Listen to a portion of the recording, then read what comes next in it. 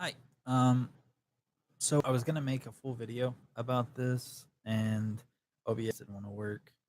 But really, at the end of the day, anyone can watch these videos. I'm specifically referring to his um, what did he call it? Garbage tier Spider-Man PS4 game review, in which he takes an article, which I'll link to this once it gets uploaded. Um, which he basically doesn't read beforehand. He hasn't even played the game, but he makes all of these statements about it and defends it uh, by defending like the NYPD. Because some guy made an article in which he said, "Hey, it's really uncomfortable to have to be buddy buddies with the police and to have to take part in the surveillance stuff that goes on in the game, given the political reality that goes on in the game, given the political realities of the real world." And the quartering just sits there and keeps saying, useless platitudes like video games are escapism, which is, him just sort of horribly um, reducing video games as a medium to one specific way to make the narrative. And I just wanted to push back on that because it's wrong, and it's clear that his audience doesn't care. If you watch the way he makes videos, he's very emotive, and he's just sort of like frustrated and angry, and it's comes off as really concerned trolly, frankly. um I don't know. I hope he gets better. Clearly it can't be fun being him, and I just think there should be more people coming out and saying no, that's not the case at all. When I first saw the article, there's more than one article. There's also a Kotaku article which I read through, and I originally was going to start making a video about, like, I see what you're going for, but the game is actually making some really good statements, and I'll briefly go over that. Like, the the bad guy everyone knows, the Green Goblin. His alter ego Norman Osborn is a corporate. I don't know, CEO is the wrong word, but like he started a corporation. It's very powerful.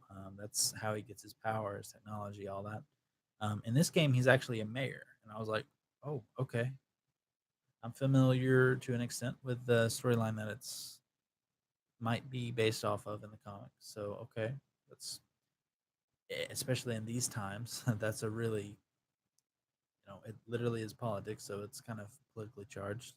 Um, there is a mercenary force, um, which the criticisms that the game makes of that seem very much like the ones that we make when we talk about private military or police.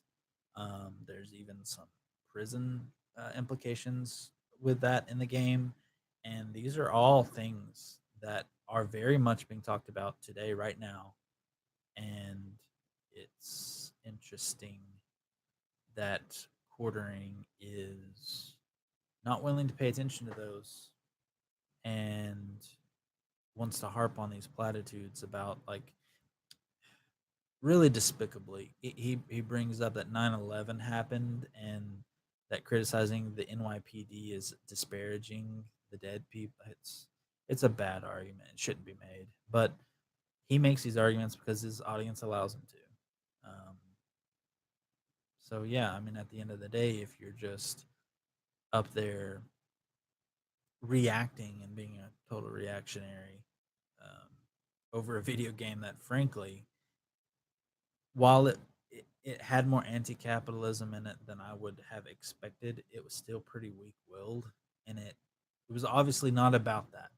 That's the other thing. The story is not really about that. The story really does still cling to a sort of modern idea of, you know,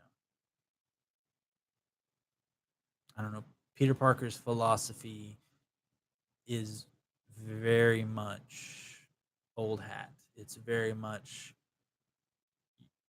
the same kind of ideology that comic book heroes have always had in a big way. So to say that it would be progressive is a bit much. To say that it is on the other side is a bit much. But to come out and critique a guy who was just literally like, I kind of felt about having to work with the cops, and then saying, "Oh, of course it has to be all this." It's just silly, and I just wanted to make a quick video about why I thought it was silly and unhelpful.